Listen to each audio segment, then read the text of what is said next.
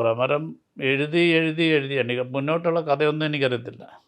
ഞാൻ എഴുതുമ്പം വരെ എനിക്കറിയാം, പിന്നീട് എനിക്കറിയത്തില്ല.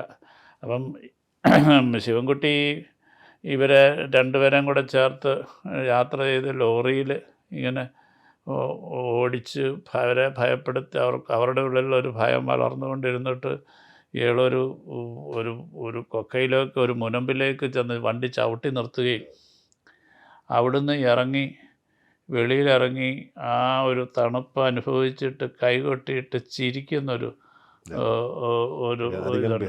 അതെ, ആ സീൻ എഴുതിയപ്പോൾ എനിക്ക് രണ്ട് കാര്യമാണ് തോന്നിയത്. ഒന്ന്, എനിക്ക് സാറിനെ ഓർമ്മ വന്നു.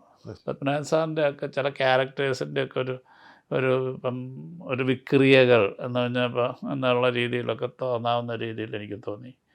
പിന്നീട് തോന്നിയത് അപ്പോഴാണ് എനിക്ക് ഈക്കെന്താ വട്ടാണോ എന്ന് എനിക്ക് തോന്നുക. ഈക്കെന്തോ ഒരു ഉന്മാദത്തിലാണല്ലോ, അല്ലെങ്കിൽ ഇങ്ങനെയൊക്കെ എന്താ ബിഹേവ് ചെയ്യുന്നതെന്ന്.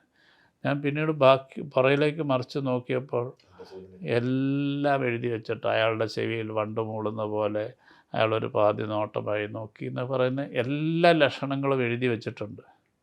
ഞാൻ എങ്ങനെ അതിശയിക്കാതിരിക്കും? Strawberry, mango, mixed fruit, pineapple എന്നീ രുചികളിൽ ഹാപ്പി ജാംസ്.